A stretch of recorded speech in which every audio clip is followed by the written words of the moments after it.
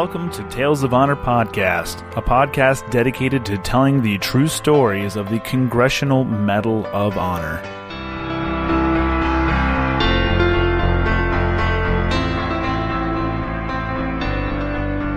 Hello everyone, and welcome back to another episode of Tales of Honor Podcast. I'm your host, Christoph Ambrosch, and tonight's episode is episode 109. It's being brought to you by The Bearded Detailer, a veteran-owned small business located right in Center Valley, Pennsylvania.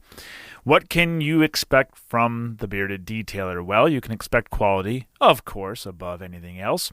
But you can also expect quality cleaning supplies from Optimum Polymer Technologies, which are made right here in the U.S., down in Memphis, Tennessee. And you can also expect good Laminex film, protective film, made right here in the U.S. as well. Use the promo code TOH10 and you get 10% off your order. 75% of the profits from those orders that use the promo code will be donated to the Congressional Medal of Honor Society.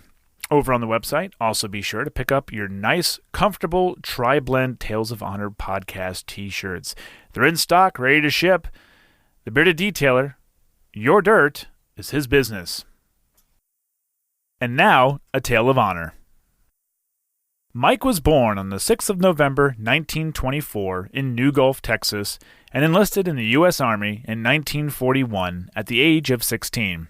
He served in World War II, but it was his actions on the 4th of September, 1950, that would earn him the Medal of Honor.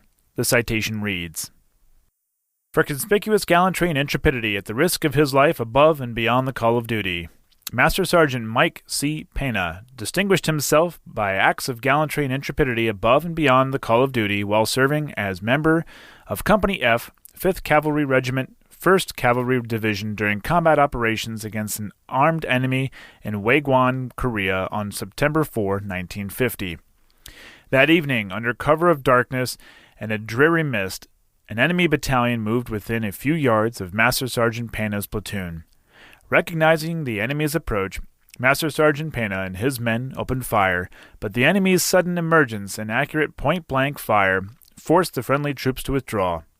Master Sergeant Pena rapidly reorganized his men and led them in a counterattack which succeeded in regaining the positions they had just lost. He and his men quickly established a defensive perimeter and laid down devastating fire, but enemy troops continued to hurl themselves at the defenses in overwhelming numbers. Realizing that their scarce supply of ammunition would soon make their positions untenable, Master Sergeant Pena ordered his men to fall back and manned a machine gun to cover their withdrawal. He single-handedly held back the enemy until the early hours of the following morning, when his position was overrun and he was killed. Master Sergeant Pena's extraordinary heroism and selflessness at the cost of his own life, above and beyond the call of duty, are in keeping with the highest traditions of military service and reflect great credit upon himself, his unit, and the United States Army. In 2014, the Defense Authorization Act was signed for the 53rd consecutive time, and one thing the act called for was the review of Jewish and Hispanic veterans from World War II, the Korean War, and the Vietnam War to make sure no prejudice was shown when being considered for the Medal of Honor.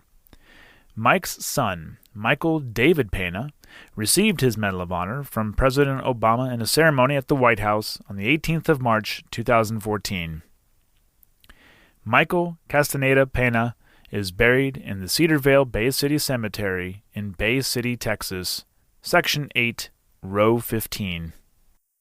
And that was a Tale of Honor.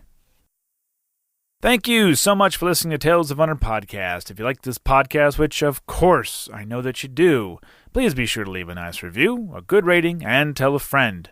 You can see more information on Facebook, Instagram, Twitter, and at talesofhonorpodcast.com. If you have any questions or comments, you can send them to talesofhonorpodcast@gmail.com. And until next time, I'm Christoph Ambrosch.